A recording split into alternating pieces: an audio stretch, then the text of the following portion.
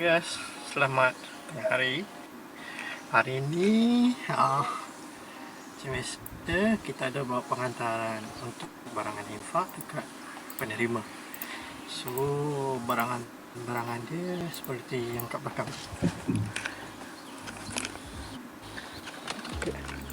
Ni adalah barangan dia, kita nak hantar untuk anak yatim, untuk staff dan juga untuk pelajar sekolah. Okay, ni actually untuk orang yang beli dekat website lah. So hari ni kita akan hantar juga.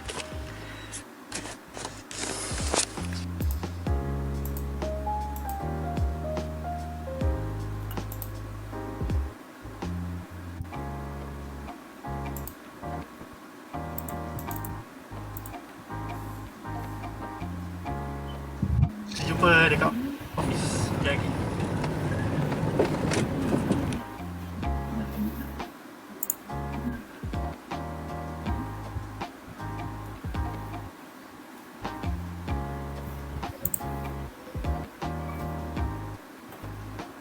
Sekarang kita nak bungkus dia dalam plastik.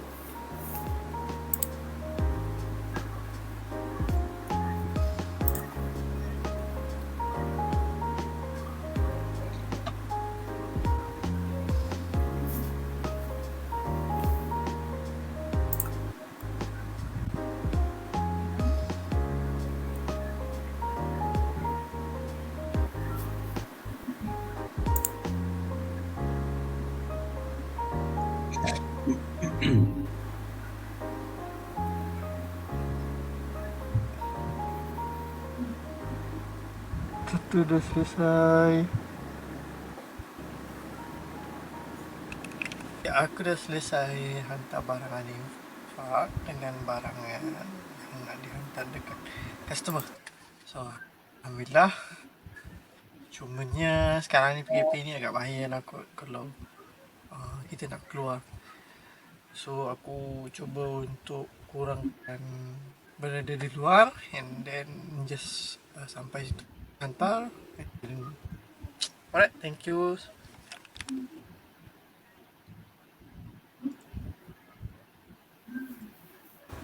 Okay, Assalamualaikum, selamat petang kepada semua yang join. Terima kasih kerana menonton kita punya video tadi. So, hari ni macam biasa kita akan ada sesi siaran langsung dalam FB. Kita akan bincangkan pasal topik-topik yang kita dah pilih lah. And then hari ni kita nak berbicara mengenai menyemai tabiat menyimpan. So mungkin tajuk ni ramai yang boleh relate dengan kehidupan sendiri. Sebab menyimpan kan, semua orang kena menyimpan. So hari ni kita ada speaker-speaker kita. Kita ada Ustaz macam biasa. Assalamualaikum Ustaz. Assalamualaikum warahmatullahi wabarakatuh. Alhamdulillah, sihat Ustaz. Alhamdulillah, sihat Ustaz. PKP ni macam tu lah. Kita semua work from home. Alhamdulillah. Kita ada speaker kedua kita. Kita ada Cik Lan yang akan bagi macam-macam penerangan ke nanti. Assalamualaikum Cik Lan.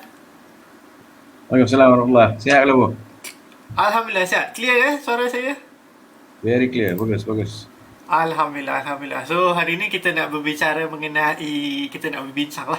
mengenai menyemai tabiat untuk menyimpan. Most likely menyimpan ni bukan sahaja untuk golongan dewasa, malahan golongan anak muda pun perlu juga untuk menyimpan.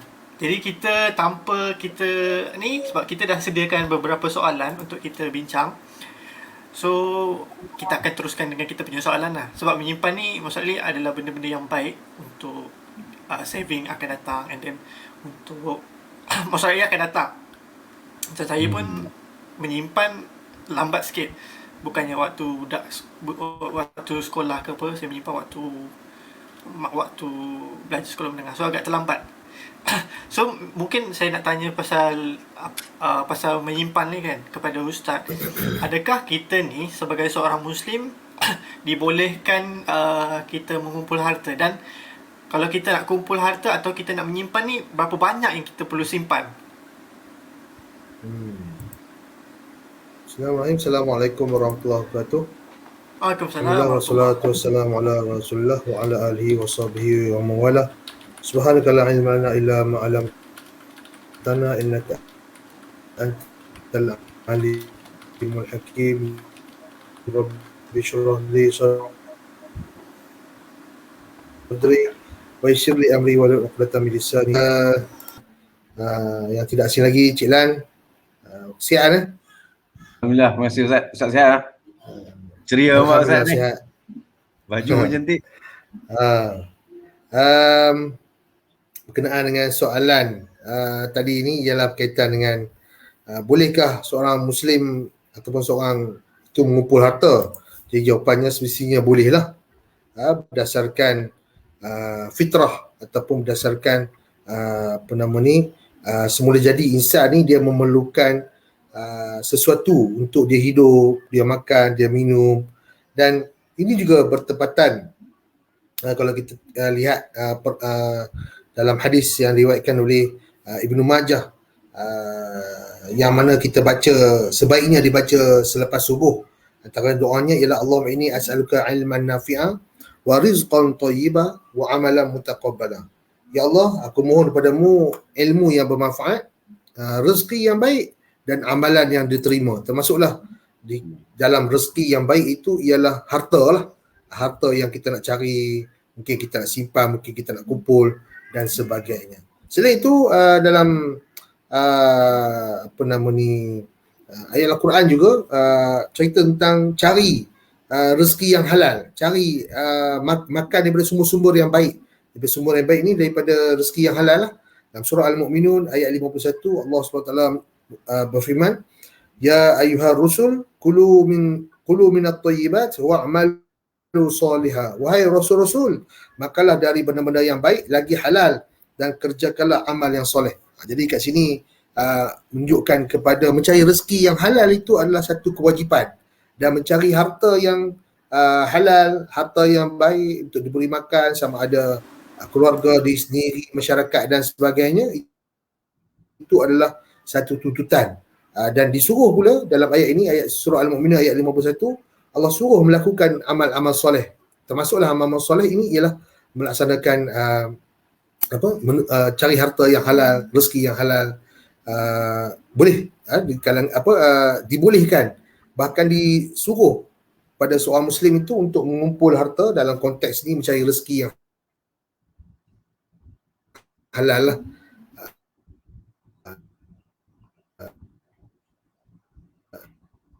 Jadi selain daripada itu ada satu lagi dan juga oleh Imam Baihaqi dalam Syu'abul Iman dan juga At-Tabrani dalam Mu'jam Kabir. Hadisnya berbunyi, su'ila Rasulullah sallallahu alaihi wasallam ayyul kasbi atyab, qala amalu rajulu biyadihi wa kullu bai'in mabrur. Ditanya kepada Rasulullah sallallahu alaihi wasallam, apakah pekerjaan yang baik? Apakah pekerjaan yang paling baik? Atyab. Tayyib baik, atyab paling baik. Jawab Nabi SAW, amal rajulu biyadihi. Sesuatu amalan ataupun kerja yang dilakukan oleh seorang dengan tangannya. Wa kullu bai'in mabrur, dan setiap jualan yang baik. Jadi hadis ini menunjukkan kepada amalan yang baik itu amalan yang dilakukan dengan tangan. Maksudnya daripada usaha dia sendirilah. Jadi semestinya nak manfaat kepada diri kita, iaitu dari sudut semuanya gaji ataupun allowance ataupun upah kerja dan sebagainya. Jadi benda tu perlu untuk kehidupan kita. Jadi balik pada soalan, bolehkah seorang Muslim itu mengumpul harta? Ya, semestinya bolehlah, dengan syarat harta yang dicari ataupun diperolehi dengan cara yang halal dan mematuhi syariat daripada Islam tu sendiri. Terima kasih Labu. Balik kepada Labu. Nak tanya, kalau macam dari segi harta ataupun kita menyimpan, berapa banyak yang patutnya kita simpan, Ustaz? Soalan tadi tu. Berapa banyak perlu disimpan? Itu yang kita nak jadi tahu. Sebenarnya tidak ada satu apa orang panggil ukuran nak simpan. Contohnya kalau dalam mata wang RM ringgit Malaysia ni 1,000 ke 200,000 ke, sebenarnya tidak ada satu panduan ataupun satu ketetapan berapa banyak harta. Tetapi umumnya harta yang boleh kita kumpul adalah harta daripada sumber-sumber yang halal, tidak ada penipuan, tidak ada penyelewengan, bukan harta contohnya haram seperti rasuah, curi dan sebagainya. Jadi tidak ada had sebenarnya. Cumanya adalah isu bila had ataupun dipanggil zakat. Zakat yang mana apabila harta seorang tu telah cukup haul masanya, telah cukup nisabnya, kadarnya, dan dia wajib mengeluarkan zakat. Dan itu berlaku setahun sekali lah. Jadi itulah yang ada hadnya. Adapun berapa banyak harta orang tu nak kumpul, tidak ada satu larangan ataupun tegahan ataupun saranan. Kumpul harta sebanyak sekian, lepas tu kena berhenti, tak. Kumpul harta sekian, lepas tu kena tak boleh buat dah perniagaan, tak. Sebenarnya tidak ada. Yang penting kadar telah cukup, masa telah cukup kadarnya ataupun ketentuannya, jumlahnya, wajib keluarkan zakat. Itu sahaja. So dia tak adalah spesifik. Let's say macam kalau sampai 500,000 saja dah stop, tak perlu cari lagi. Tak ada. Tak ada. Sebenarnya dia berlawanan juga dengan fitrah lah. Fitrah di mana manusia ni dia nakkan harta yang banyak. Itu fitrah. Kalau dia dapat satu jumlah duit yang banyak, dapat hadiah, dia nak lagi hadiah yang seterusnya, nak lagi hadiah yang berikutnya. Jadi itu fitrah, kita nakkan sesuatu yang lebih. Cuma tidak ada satu ayat Al-Quran yang melarang kita untuk cari berapa banyak harta, tapi dalam konteks apa yang saya dah sebutkan tadi ialah mesti berdasarkan apa yang telah ditetapkan oleh syariat lah, dan menjauhi perkara-perkara yang dilarang. Itu saja. Kiranya macam tak ada apa-apa larangan untuk kita mengumpul harta sebanyak mana. Ya, sekatan.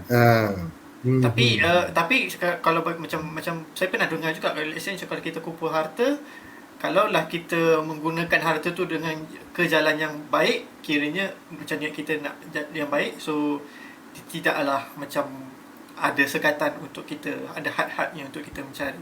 So kalau macam maybe yang ni macam kalau kita nak kumpul harta, let's say macam simpanan ke apa ke, simpanan yang macam mana yang sesuai untuk ini, mungkin Cik Roslan boleh terangkanlah. So macam simpanan bagaimana yang sesuai untuk sekarang ni, yang zaman sekarang ni lah. Kira macam kalau dulu lain pula dia punya simpanan, sekarang dah lain. So, ataupun makan haram, macam mana simpanan dia? Maksud simpanan yang bagaimana yang sesuai tu? Okay. Bismillahirrahmanirrahim. Terima kasih banyak Saudara Labu soalan tu. Okey, simpanan yang macam mana yang sesuai untuk masa ni atau masa akan datang lah ya? Ya, betul. Okey, saya punya pandangan lah kan, simpanan ni ada banyak-banyak jenis lah kan. Ada orang boleh simpan duit dalam bank, ada orang boleh simpan duit dalam tabung haji.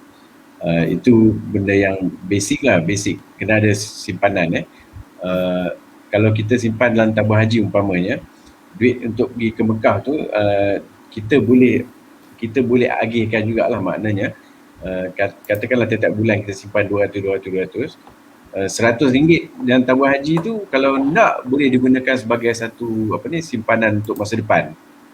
Sebabnya tabung haji punya pulangan dia agak menarik lah, alhamdulillah bagi saya lah kan.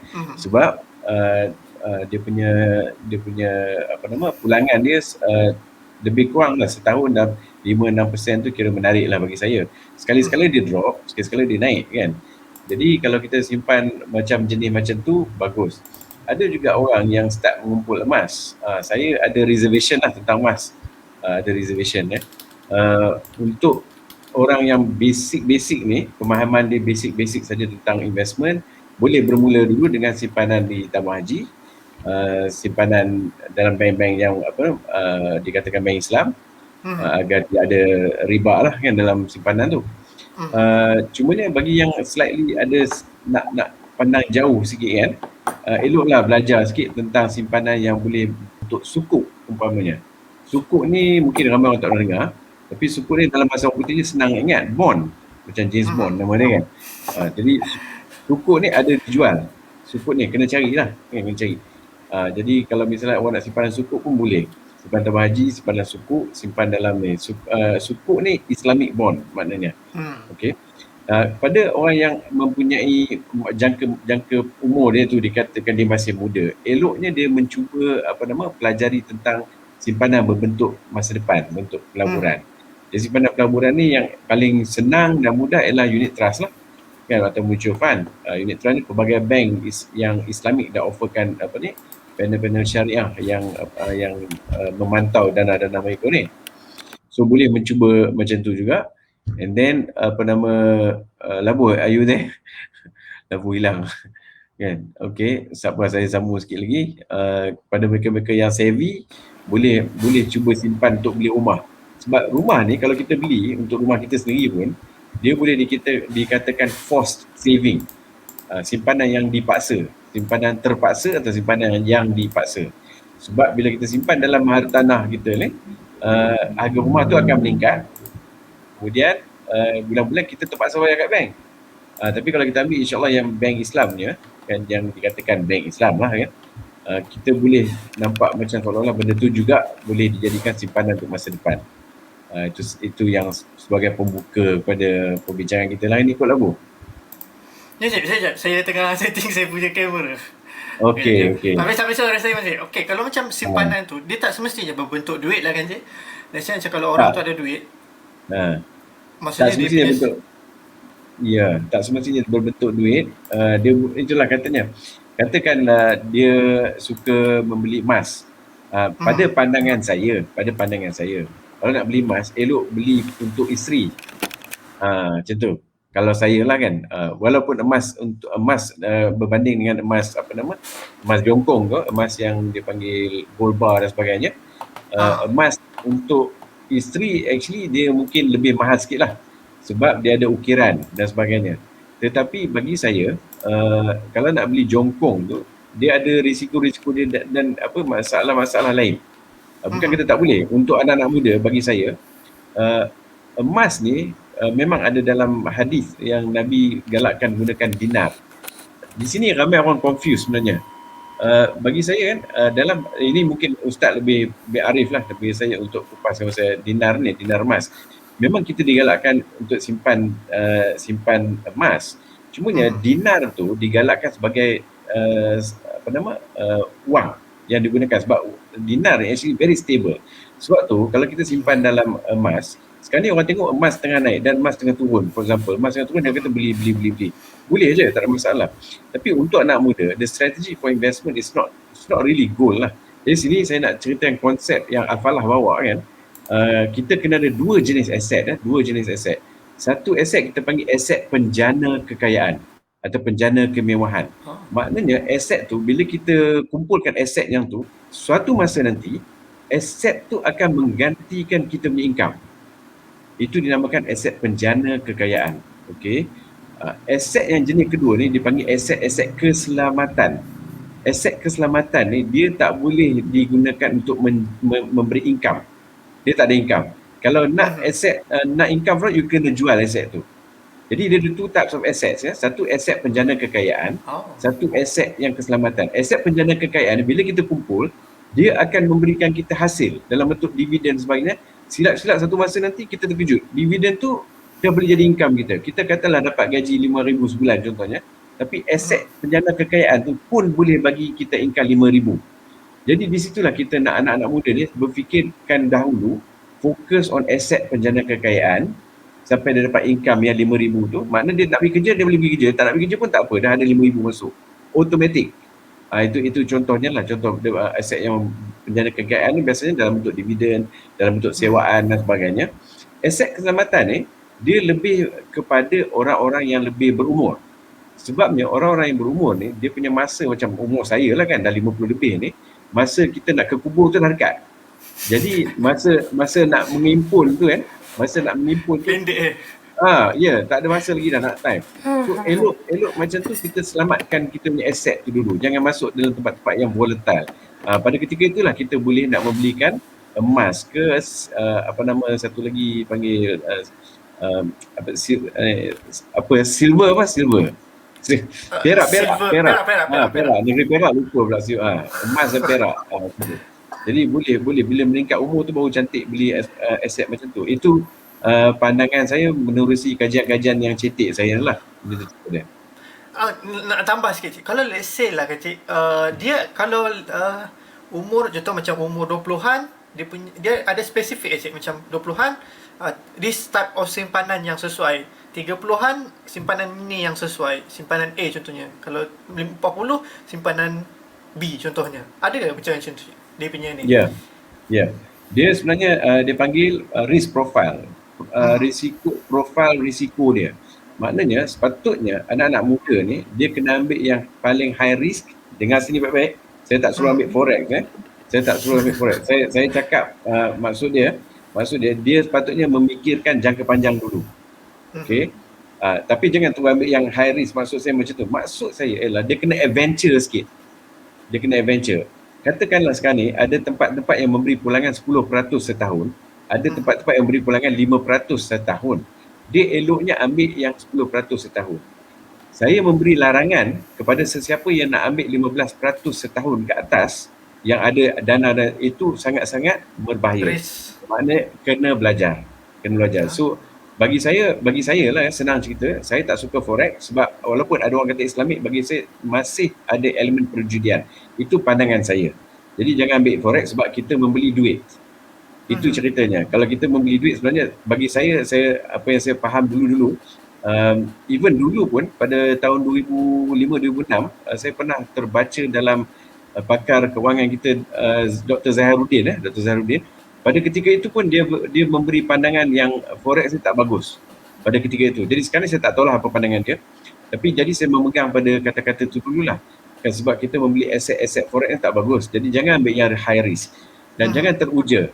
Satu lagi, saya bagi pandangan pada anak-anak muda kan, kalau nak ambil simpanan jangka panjang, jangan bermain teknikal dalam stock market.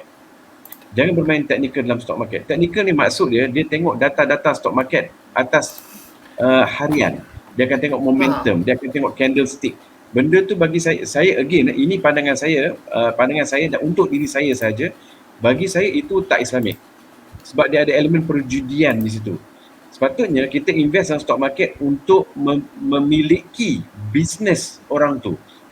Kalau kita nak masuk dalam stock market nak beli saham biji, bukan untuk kita jualkan saham itu besoknya ataupun lusanya, bukan. Tapi untuk memegang bisnes tu sepanjang yang boleh. Itu yang paling Islamik. Jadi tak ada elemen gambling, judi. Tidak ada elemen judi. Jadi di sini saya nak beritahu kat anak muda yang sangat gemar sangat pasal forex ni. Ini pandangan saya. Kalau nak marah saya silakan, saya tak kisah. Cumanya saya nak beritahu pesan di sini, jangan terlalu sangat fokus pada forex. Ada banyak elemen-elemen yang kita boleh study untuk membeli membeli aset jangka panjang macam hartanah umpamanya. Itu semua lebih baiklah untuk anak-anak muda bagi saya. Jadi kalau mungkin kalau kalau most likely macam hartanah ataupun investment yang tu kepada macam golongan dewasa. Kalau golongan budak-budak dia sepatutnya tak begitu Labu, saudara Labu. Saya tak pernah dewasa. Sebenarnya macam ni cerita dia mula-mula kita ada psychology of investing. Kita simpan duit sebenarnya semuanya ada dalam programming dalam minda kita. Mula-mula kena amalkan dulu, simpan duit sebanyak yang boleh. Kalau tak boleh, simpan semampu boleh. Okey. Katakan kalau tak boleh RM100 sebulan, simpan 80, simpan 70. Dia turun macam tu. Tak boleh juga RM10. Sebab the mindset mesti dibetulkan dulu. Itu macam tu. Jadi untuk simpan RM10 tu, kita boleh simpan tabung haji. Paling mudah lah. Kan? Kita boleh simpan. Letak dulu sebab kita kena latih simpanan dulu. Kemudian kita pertingkatkan pemahaman kita dalam pelaburan-pelaburan yang halal, yang bentuk-bentuknya lain. Pelaburan-pelaburan stock market sebenarnya ada yang syariah, tapi masa tak ada. Kita yang jenis kesibukan masa yang tak ada ni, kita cuba melalui jalan-jalan yang lain macam unit trust. Unit trust tu sebenarnya simpanan stock market. Rugilah kalau kita tak masuk simpanan stock market sebab stock market ni tiap-tiap hari ditayangkan di TV sejak saya kecil-kecil lagi. dulu panggil KS, apa dia panggil, KLCI. Kuala Lumpur Stock Exchange. KS sekarang macam tu lah, KLSI apa kan, KLCI, sorry, KLCI. KLCI. Sampai sekarang tu ada kan. Dulu KLSE kan, Kuala Lumpur Stock Exchange kan. Sekarang KLCI tu Composite Index sebenarnya, Kuala Lumpur Composite. Jadi benda tu dulu ada dalam TV, tapi orang Islam banyak nak ambil skim cepat kaya. Bagi saya kerugian kalau kita tak tahu apa benda yang yang saham naik hari ni bercampur-campur pukul 4 ke 5 petang kan, dia beritahu dalam berita kan. Saham, actually itulah patutnya kita rebut. Jadi cumanya nak masuk directly tu adalah cara dia nak masuk, dia kena buka account dia dulu kan. Kalau tak boleh buka account, buka dulu yang jenis unit trust. Sebab unit trust ni fund manager dia yang expert membelikan saham-saham untuk kita. Itu yang saya bagi tahu tadi kan. Mulakan dengan RM10, RM20, kalau boleh up dulu. Aku nak simpan, niatkan simpan, nak simpan RM200 sebulan. Jadi dalam RM200 sebulan tu, RM100 tu kita niatkan untuk beli hartanah. Jadi makna aim for hartanah juga macam mana pun. Hartanah ni dia kena ada deposit. Kalau tak simpan sekarang, bila nak simpan? Harga rumah makin naik, betul tak? Jadi pada pandangan saya, untuk anak-anak muda, aim long term, start now. Aim long term, start now. Itu pandangan saya lah. Jadi itu sajalah jawapan saya. Panjang juga jawapannya. Tapi macam kalau macam Ustaz ada dengar juga macam sekarang ni, zaman sekarang ni, sekarang tengah pandemik, ialah pandemik COVID kan, zaman-zaman COVID. Tapi ada juga yang orang yang mengatakan kita buat apa nak simpan, sebab sekarang ni orang dah orang dah tak boleh menyimpan. Adakah benda tu macam kita patut macam ikut, ataupun patut kita simpan je lah mana yang kita boleh? Apa pendapat Ustaz? Ustaz Mat, Ustaz. Bismillahirrahmanirrahim. Okay. Secara peribadi saya melihat simpanan ni adalah benda yang untuk jangka masa panjang lah.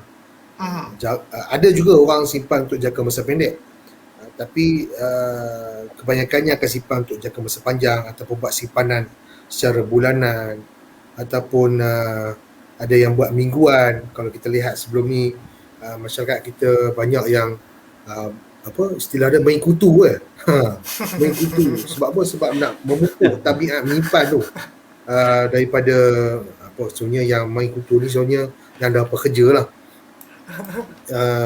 Kalau kita sorotkan balik di belakang, iaitu apabila zaman budak-budak ataupun zaman remaja, penekanan kepada tabungan ni kurang, ataupun boleh katakan ada tapi tak berapa nak baik lah. Maksudnya sekadar sebut tabung, beli tabung, dapat buka akaun di bank, dapat tabung, sekadar itu sahaja.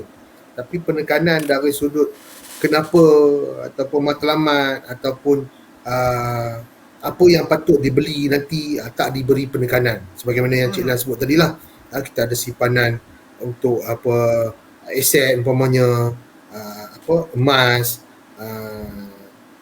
mungkin silver dan sebagainya lah. Balik pada soalan, dalam suasana pandemik ini, jadi sesuai ke kita nak menyimpan kan? Adakah kalau kita lihat dalam suasana sekarang, ramai yang masih lagi mencari-cari kerja, ataupun dah berhenti kerja, dia nak cari kerja yang baru. Kebanyakannya akan terjun dalam bidang perniagaan. Kebanyakan mereka akan buka gerai tepi jalan, kemudian jual produk-produk, ataupun kebanyakannya makanan lah. Jadi ini juga cabaran sebenarnya. Dan apa yang kita dapat lihat ialah kenapa mereka buat sebegini, kerana sebelum ni mereka kerja, contohnya kerja kilang ataupun kerja dengan agensi swasta, kemudian kena berhenti, diberhentikan. Jadi mereka telah ada simpanan, sedikit simpanan, dan simpanan itulah yang mereka guna untuk buat perniagaan secara kecil-kecilan, niaga tepi jalan, depan rumah dan sebagainya. Jadi ini satu benda yang bagus juga, kerana mereka telah buat satu tabungan untuk masa kecemasan, iaitu sekarang ni dalam suasana pandemik. Kalau kita lihat di mana-mana jalan ataupun di mana-mana lorong, boleh katakan akan ada. Tambahan pula kalau jalan-jalan utama lah, ramai orang yang dah mula berniaga kecil-kecilan. Kalau kita tengok kereta tu tak sesuai pun dengan dia. Contoh dia pakai Volkswagen apa yang biasa tu, Volkswagen sedan tu. Polo. Sedan. Polo. Polo. Polo. Pelik ni. Orang sepatutnya kalau berniaga pakai lori kan, pakai van yang bersesuaian lah.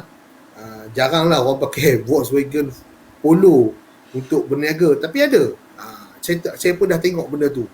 Jadi bagusnya pada mereka ni, mereka telah buat satu perkara yang baik, itu maksudnya mereka dah simpan duit sebelum ni, mereka gunakan untuk modal awal perniagaan. Pun begitu dalam suasana pandemik ini,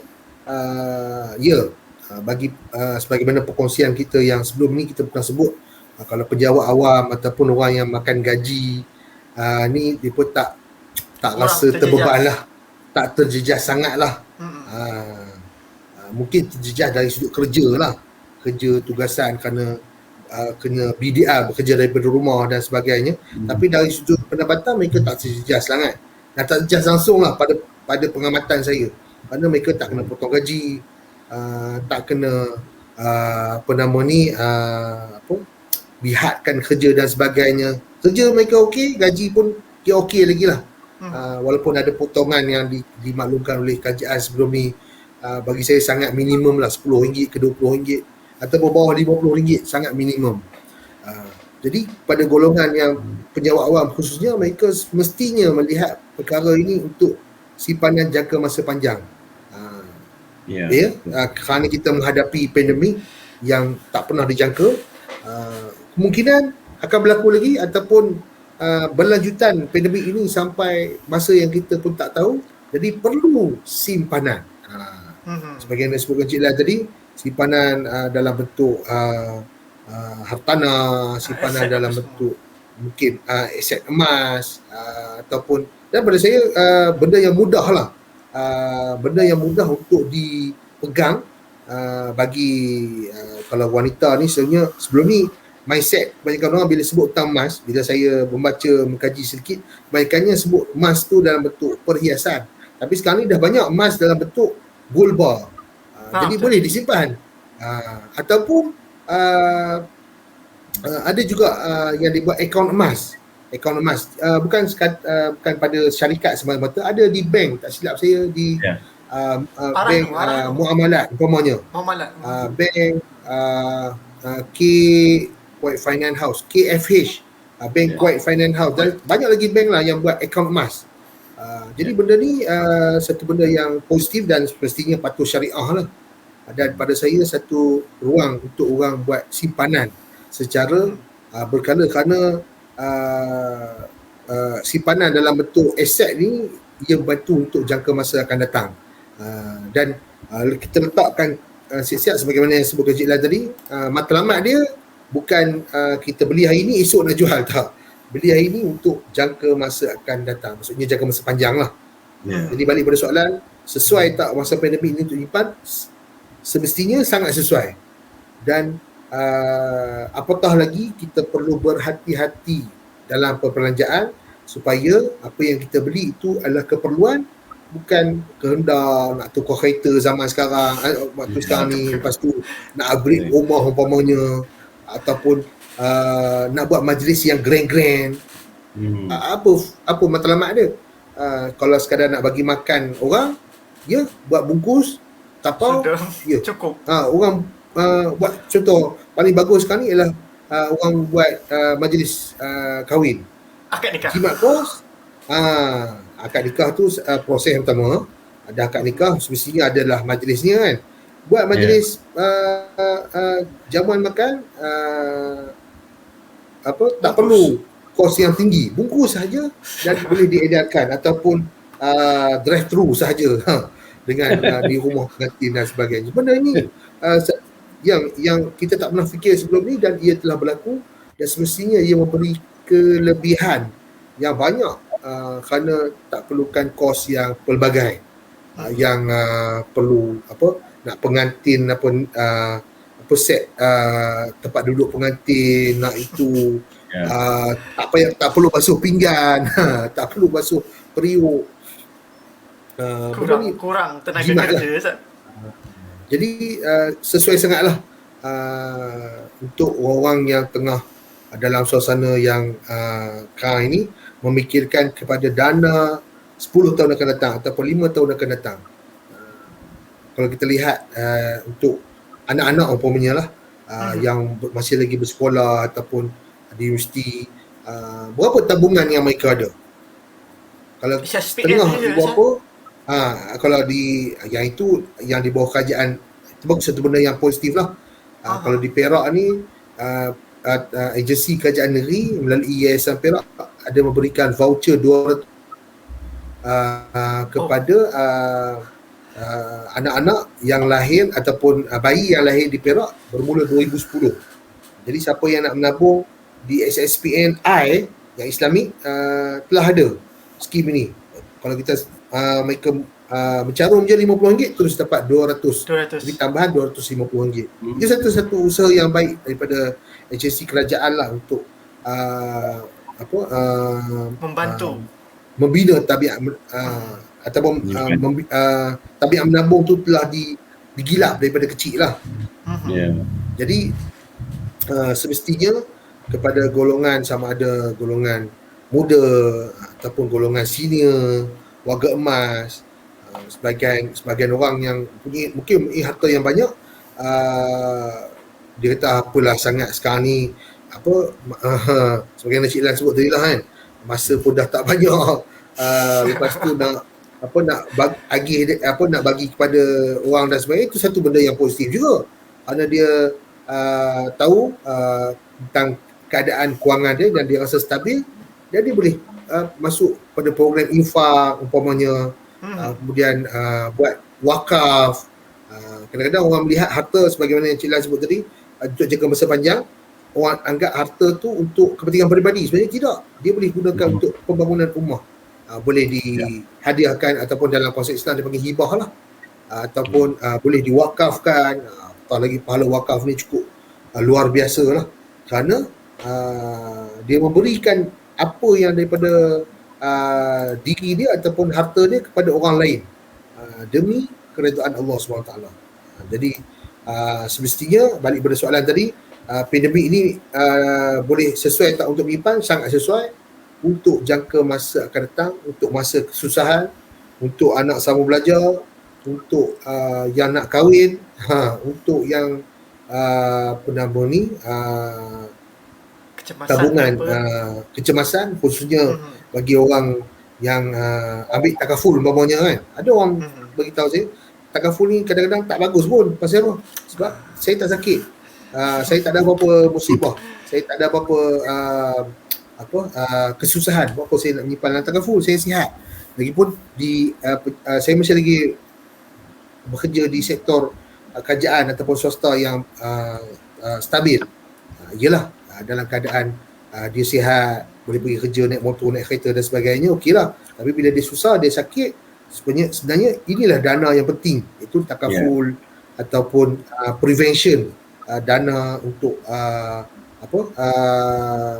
protection diri apabila berlakunya musibah dan kecelakaan yang memang semestinya kita tak nak benda tu, tapi semestinya benda itu patut adalah pada pada setiap individu yang berkeluarga ataupun individu bujang itu sendiri. Okey Nabu, terima kasih. Saya tertarik lah dengan Ustaz punya penerangan tadi. Dia macam menyemai tabiat menyimpan ni, dia ada macam-macam kategori simpanan yang kita boleh lakukan. Macam saya tertarik tadi pasal emergency. Sebab kadang-kadang ada orang yang mungkin dia menyimpan, tapi pembahagian simpanan dia tu tak berapa jelas sangat. Mungkin bercampur ke ataupun dia tak spesifik ke simpanan dia. So dia tak macam kurang faham ataupun kurang tips-tips untuk menyimpan tu lah. Macam kalau macam kategori menyimpan ni ada tak macam simpanan ni mungkin soalan tambahan lah kot, macam jenis-jenis simpanan ada ke macam tu? Kalau Cik Lan ke Ustaz ke macam mana, ada cik jenis-jenis simpanan yang sesuai? Ustaz jawab. So tadi saya tertarik dengan yang emergency tadi tu, emergency, kesihatan apa semua. Okey, sebenarnya dia memang ada macam kategori, dan kategori ni kita patutnya memantau lah kan. Kategori tu kita yang buat sendirilah basically. Umpamanya macam macam ada kategori nak simpanan untuk emergency. Ini sangat-sangat baik lah kan. Selalunya orang kata simpanan emergency 2 bulan gaji umpamanya, takut apa-apa berlaku boleh ambil duit tu kan. Ada juga yang berkata simpanan emergency ni 6 bulan gaji. Itu terpulang masing-masing rasa nak bina emergency fund macam mana. And then the next one ialah satu lagi perlu kita bagi tahu kan, pasal pengawalan hutang. Sebenarnya semua hutang. Basically nak beli rumah bukan boleh beli cash, susah nak beli lah, kecuali yang very high end boleh beli rumah cash lah kan. Jadi masalahnya adalah hutang. Hutang ni sebenarnya kadang-kadang boleh membelenggu kita. Jadi kalau kita tak boleh manage hutang tu, dia akan membawa kepada masalah-masalah lain lah di masa akan datang. Selalunya masalah rumah tangga ada dua sebab yang saya tahu dari segi baca-baca saya ilmiah yang tak berapa ilmiah, kecil-kecil je lah kan. Gangguan rumah tangga yang utama sekali ialah disebabkan oleh masalah kewangan. Masalah kewangan menimbulkan perseteruan di antara suami dan isteri. Masalah yang kedua ni biasalah orang lelaki suka sangat tengok tanpa kontrol, tanpa had. Itu selalunya berlakulah yang menyebabkan perpecahan di rumah tangga. Jadi kalau itu cerita lain sikit, menyimpang pada kewangan lah. Jangan saja bagi tahu dua benda ni. Jadi maknanya eloklah kita berwaspada dengan duit. Sebenarnya orang yang dapat income 2,500 3,000 pun sebenarnya dia boleh hidup dengan selesa jika dia boleh mengawal nafsu untuk berhutang. Maknanya kalau kita nak beli kereta, beli yang berpada-pada. Yang kita tak mampu nak beli tapi sebab kita nak rasa best saja buat kereta, maka benda tu telah merugikan kita sebab kita mungkin membelanjakan dalam 600 untuk beli kereta, tapi kereta tu susut nilai. Satu masa nanti kereta tu nilai dia mungkin 10,000 saja. Dan kita telah memberikan duit 600 pada bank setiap bulan. Apa kata kita ambil harga kereta yang boleh bayar bulan-bulan 400 saja, maka 200 tu kita boleh buat simpanan. Jadi di situ yang bagi saya kan, skills ni ialah skills yang sangat-sangat diperlukan. Dan alhamdulillah di Al-Falah Wealth kami banyak bagi sharing tentang debt management lah, pentadbiran hutang. Macam mana nak mentadbir hutang kita. Jadi kalau kita dah start takbirkan hutang, kita akan ada duit yang lebih sikit untuk kita menabung di masa depan. Sekarang ni masalahnya orang kata susah nak menabung. Sebab macam mana nak menabung? Duit masuk, duit keluar. Duit masuk, duit keluar kan. Nak belanja itu lagi banyak. Jadi di sini banyak permainan psikologi sebenarnya. Kalau kita boleh mengawal nafsu kita dalam pengawalan hutang, maka kita tak perlu lagi create kategori macam-macam. Tadi kita kata kategori itu kan, macam saya galakkan 4 kategori macam ni. Ini saya lah. Kalau saya, anak-anak muda, anak-anak muda boleh saja buat simpanan emergency, kategori emergency sebulan cukup lah. Ada sebab saya cakap ni, mungkin topik masa akan datang kita sembang lah. Bulan cukup lah. Kalau nak buat 2 bulan bagus. Lebih daripada 2 bulan dia akan menjadikan lost opportunity. Maksudnya apa? Kehilangan peluang.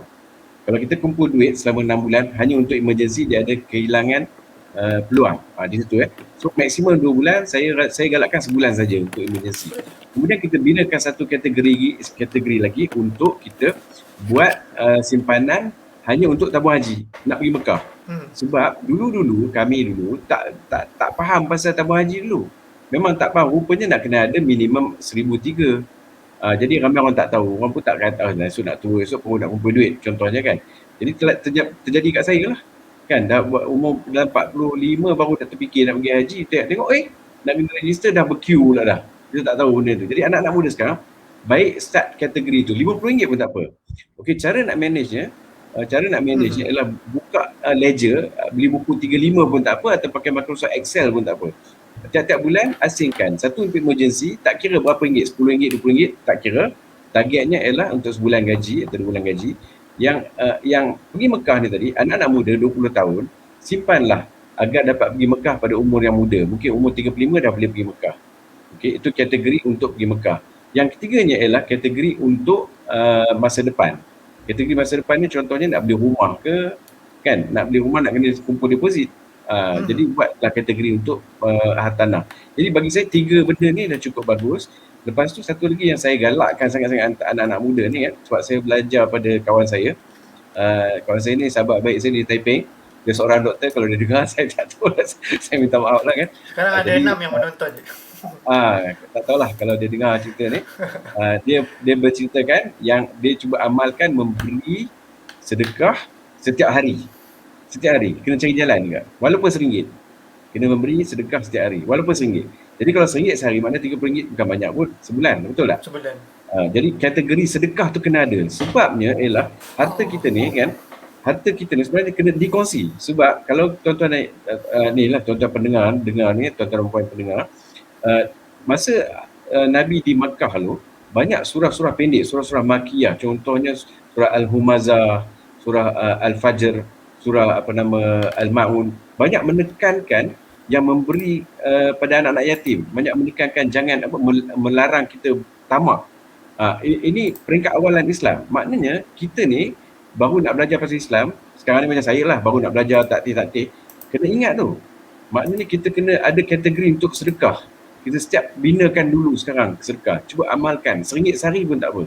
So this is something yang kita kena buat lah bagi saya. Dan pilihlah siapa, sahabat-sahabat kita dalam kesusahan, kita terus bank in kan ke macam tu kan. Kita boleh buat macam tu. Ni pelajaran yang saya dengar daripada kawan sahabat saya doktor ni lah. Kan, doktor ni duduk di Taipei. Dan ilmu dia tu saya amalkan, alhamdulillah dia dapat pahala insya-Allah kan. Tu sama-sama. Jadi kategori ini yang saya rasa tadi, yang Abu kata tadi, saya galakkan 3-4 kategori ini tadi, dan pada masa yang sama cuba kurangkan hutang dan kawal nafsu untuk membeli barangan yang tak perlu. Ini cadangan saya lah, pandangan saya kategori itu tadi ya.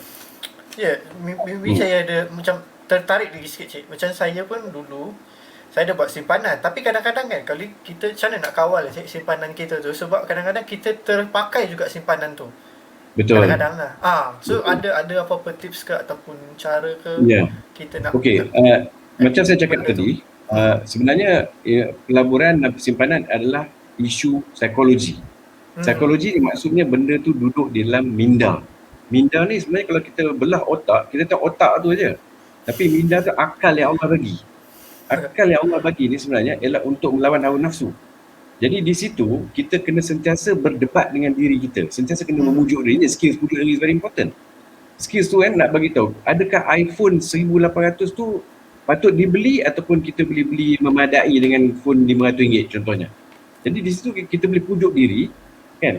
Kalau kita dapat beli yang 500 boleh pakai, sebab kalau kita beli iPhone, dia punya feature bukan kita pakai semua. Kita pakai sikit je lah. Untuk call, untuk WhatsApp, untuk Telegram. Contohnya kan macam saya lah dengan YouTube, itu je. Okay. Jadi kalau kita fikirkan balik, phone yang mahal-mahal ni actually membazirkan duit, dan di situ nafsu kita membuat-buat hanya kerana kawan kita ada, kita nak ada macam klik dengan dia orang, kita kena ada something.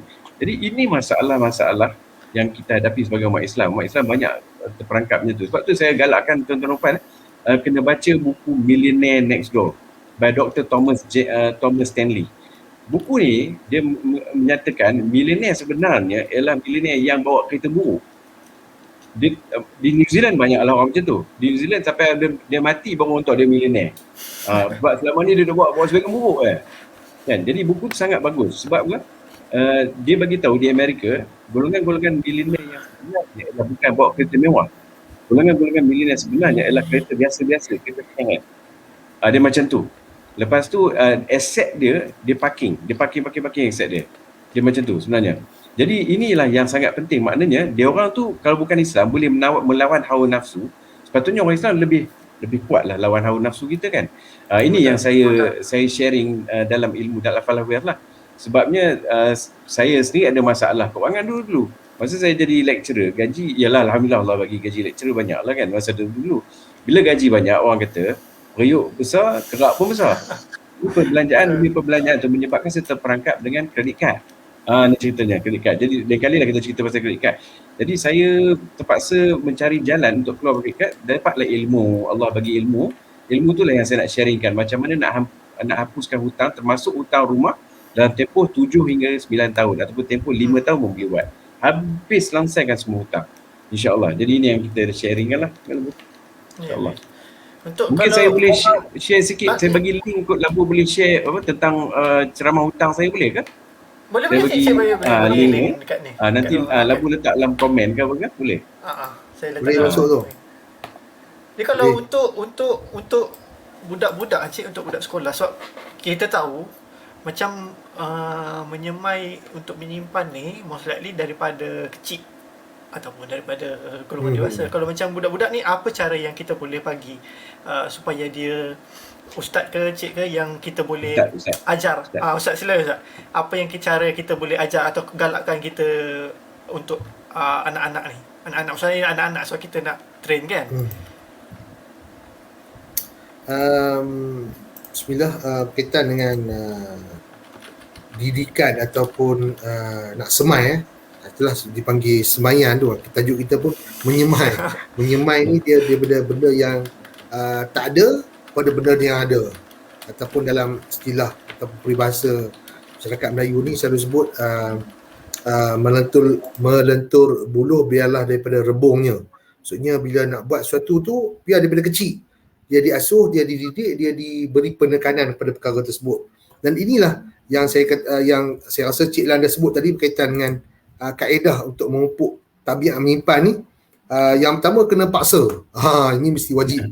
Jadi anak-anak kena paksa perbelanjaan, walaupun dalam suasana sekarang ni pandemik, bagi duit kepada anak-anak ataupun bagi yang ada ilmu, boleh share kepada anak-anak. Yang pertama, kena paksa anak-anak ni untuk menabung, untuk menyimpan. Berapa banyak, pulanglah pada kadar yang bersesuaian lah. Kalau macam sebelum ni anak-anak pergi sekolah, diberi wang katalah RM4. Jadi kita dah nasihatkan dia 25%, 25% simpan. Hanya belanja 75% sahaja. Jadi dia kena fikir simpan dulu baru belanja. Bukannya belanja dulu baru simpan. Itu kaedah yang patut diberi penekanan kepada anak-anak lah. Maksudnya menyimpan dahulu. Yang kedua, selain ada paksa rela ni, kita boleh guna kaedah 1/3 macam saya sebut tadi, 1/3 atau 1/4 daripada apa yang dia dapat, simpan.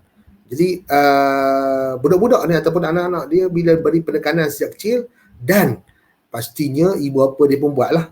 Janganlah disuruh anak-anak tapi ibu bapa dia tak buat. Sebagaimana ketam mengajar anak-anak berjalan.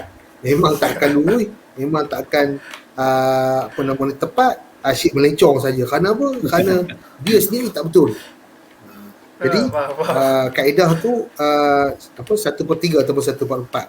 Kaedah yang ketiga yang boleh ditanam ataupun boleh letak dalam minda sama ada budak-budak dewasa yang dah bekerja, yang dah berumah tangga, ialah simpan mengikut color. Simpan mengikut warna duit. Contohnya warna yang paling bagus warna ungu lah. Ungu tu maksudnya 100, tu mungkin paling tinggi lah. Ataupun warna yang kedua, warna biru, itu RM50. Tapi pengalaman saya dengan rakan-rakan, kebaikannya mereka menyimpan warna oranye. Warna oranye ni rare lah, ataupun 20? bukanlah tak ada, RM20. Bukanlah tak ada, ada tapi dia rare. Jadi warna tu menjadi kegilaan bagi orang-orang yang nak menyimpan duit ni. Striking. Ini cara kesimpanan lah. Ya. Kalau warna merah tu RM10 tu dah biasa. Ataupun minimum kita mula dengan warna hijau. Ini simpanan, ataupun kita letak mindset pada anak-anak. Macam saya sebut tadi lah, orang muda, orang yang dah berkejaya, orang yang dah berkahwin, simpan mengikut duit, mengikut warna duit tu. Dan yang terakhir, sebagaimana yang telah dikongsikan daripada awal, join skim pelaburan. Pelaburan yang paling mudah, simpan di bank lah. Bank yang laburkan. Kita dipanggil akaun mudharabah, di mana kita sebagai orang yang mempunyai modal memberikan kepada orang lain untuk menguruskan modal kita. Modal kita kalau untung, bank akan share keuntungan kita. Adalah antara skim yang ada di bank yang paling terkenal mudharabah lah di mana-mana bank perbankan Islam. Jadi saya sambung sikit berkaitan dengan menyemai tabiat berbelanja. Sebagaimana Cik Lan sebut tadi, dia kena pendam nafsu nak berbelanja tu. Jadi pujuk sekarang diri. ni musim PKP, pujuk diri, musim PKP, kebanyakan yang akan pergi beli barang di pasaraya, di kedai dan sebagainya ialah kaum suami lah, kaum lelaki. Jadi ini bagus. Kerana apa? Kaum lelaki dia tidak akan pergi ke sana, ke sini, ke sana, ke sini untuk mencari satu barang. Kerana dia tahu dah, beli sebarang dia 10, dia akan beli 10 saja. Dia tak akan beli 12, 15 ataupun 20. Betul Ustaz. Berbanding dengan golongan wanita yang mana mereka masuk ke pasaraya nak beli 5 barang, tapi dah masuk dalam troli dah jadi 10 barang. Kenapa? Oh, dia kata untuk akan datang ni nak guna, nanti nak guna ni. Saya tidaklah katakan salah, sebab benda yang dibeli itu pun keperluan keluarga, tapi benda yang utama itu perlu ada apa istilahnya priority lah, priority list, senarai yang lebih utama untuk dibelikan. Yang sekarang ni yang paling utama ialah makanan lah, berbanding baju. Kalau kita lihat sekarang ni dengan suasana sekarang ni pun bukanlah kata tak ada orang beli baju secara online, ada, tapi kurang berbanding sebelum ini. Sebab sekarang ni semua tumpu di online, kedai-kedai pakaian rasanya tak boleh buka kan, sebab dia bukan dalam kategori essential. Jadi itulah satu sudut bagus untuk golongan peniaga online. Satu lagi sudut memberi kesan yang agak negatif lah, kesan yang amat berat ditanggung oleh peniaga-peniaga offline kerana mereka tak boleh berniaga dan sebagainya. Jadi poin saya ialah beri satu tugasan tu kepada suami untuk menguruskan berkenaan dengan perbelanjaan. Pun begitu si isteri ataupun pasangan perlu tahu jugalah dari sudut perbelanjaan yang perlu, yang tak perlu. Dan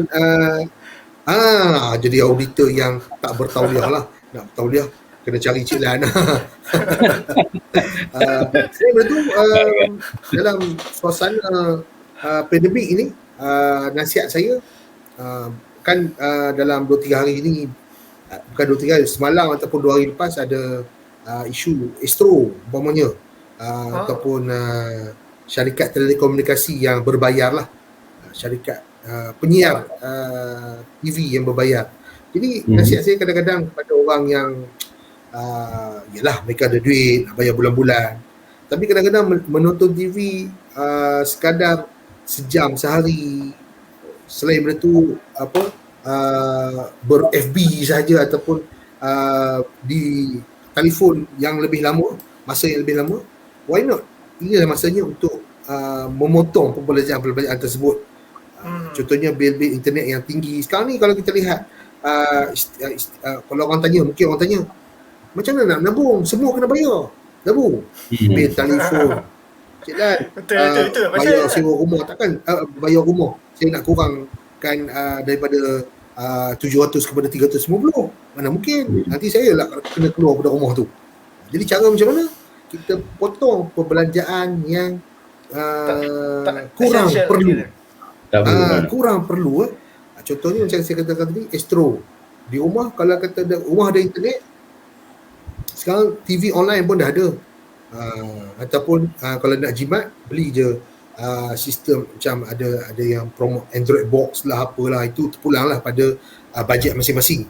Cuma pada pandangan saya, bayar bulan-bulan RM50, RM60, ada yang RM100 bayar untuk bil telefon, sekadar nak guna untuk benda-benda yang sebagaimana yang sebutkan tadi, WhatsApp, FB, kemudian lepas tu buat conference ataupun online, kerja-kerja tugasan dan sebagainya, benda yang tak memerlukan kos data yang banyak pun.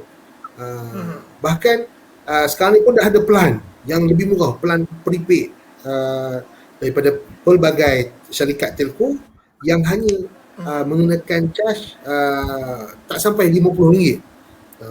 Kalau SOS pun berapa sebulan apa? 59. 59. Ada extra. rakan saya ada sampai 150. Itu ada. Dia sekalian package itu, package isteri, package anak-anak. Padahal nak gunanya tak ke mana pun, kan? Betul. Jadi perlu dinilai semula perbelanjaan beginilah. Yang mana yang tak perlu kita cuba potong, kita ambil yang perlu sahaja. Dan inilah ruang untuk menyimpan. Bukannya benda yang utama kita pergi potong, Contohnya tak bayar bil elektrik, itu tak boleh. Itu dah memberi kesan yang buruk kepada Itu dah rumah kita, sebab perbelanjaan potong bulan essential. depan akan bayar lebih tinggi. Bil air kena bayar. Pun begitu penggunaan Betul. elektrik boleh dikurangkan. Umpamanya Ya, bila betul. buka gunakan Swiss bila perlu. Bila tak ada orang dalam bilik, tutup Swiss, tutup lampu, Betul. Ya, betul. tutup pintu. Kalau nak guna aircon, nasihat, ni pengalaman yang saya dapat daripada orang lain, penggunaan aircon bawah pada kadar 24 hingga 26 darjah Celsius sahaja. Tak perlu terlalu rendah sampai 16 yang menyebabkan terlalu sejuk. aircon tu bekerja dengan begitu banyak, padahal sekadar nak tidur saja, bukan ada penyakit dan sebagainya. Jadi inilah antara nasihat saya pada anak muda ataupun pada orang yang berkeluarga ataupun orang yang dah ada anak cucu, pastikan mereka tahu macam mana nak menyimpan. Ini banyak cara ataupun nak mengurangkan perbelanjaan. Jadi salah satunya kurangkan perbelanjaan yang tak yang kita rasa tak penting. Yang boleh minimumkan perbelanjaannya dalam masa sebulan. Terima kasih lah Bu. Alhamdulillah. Saya nak share satu tips Ustaz pasal yang galakkan ni. Macam dulu silakan. Kecil. Macam dulu waktu saya kecil kan Ustaz. Kalau dulu-dulu orang selalu menabung dekat dalam buluh. So bila kita tabung tu kita tak boleh ambil dah. Maksudnya kita simpan duit dalam buluh, dalam batang buluh tu kita simpan sampai masa dia dah penuh baru kita pergi bank. Tapi sekarang saya rasa benda-benda macam tu tabung buluh. benda-benda macam tu dah kurang lah kot. Tapi cumanya mungkin parents boleh mungkin sekarang tak boleh lah, macam ajak, let's say macam kalau anak tu dah ada tabungan, ajak pergi bank buat simpanan dalam bank. So at least anak tu tahu cara-cara, ataupun anak tu tahu macam bertanya kenapa dia perlu menyimpan, berapa kerap dia perlu menyimpan. Itu antara galakan yang saya rasa lah, yang saya rasa sangat-sangat berguna untuk kita galakkan kepada anak-anak supaya menabung daripada kecil. Itu sajalah saya nak share untuk siapa-siapa yang tengah menonton. So alhamdulillah kita pun dah sampai sejam bersiaran. Alhamdulillah, terima kasih Cik Lan, terima kasih Ustaz kerana menyertai kita punya siaran langsung kali ini, dan juga terima kasih kepada yang komen dan juga yang menonton. Sekarang ada 2 orang yang tengah menonton, saya pun tak sure siapa yang tengah menonton. So terima kasih. InsyaAllah ada rezeki kita akan bersiaran lagi minggu hadapan dengan topik yang lain, hari dan waktu yang sama, InsyaAllah. So terima kasih. Saya sudahi dengan Assalamualaikum warahmatullahi wabarakatuh. Assalamualaikum warahmatullahi wabarakatuh. Terima kasih banyak. Assalamualaikum warahmatullahi wabarakatuh.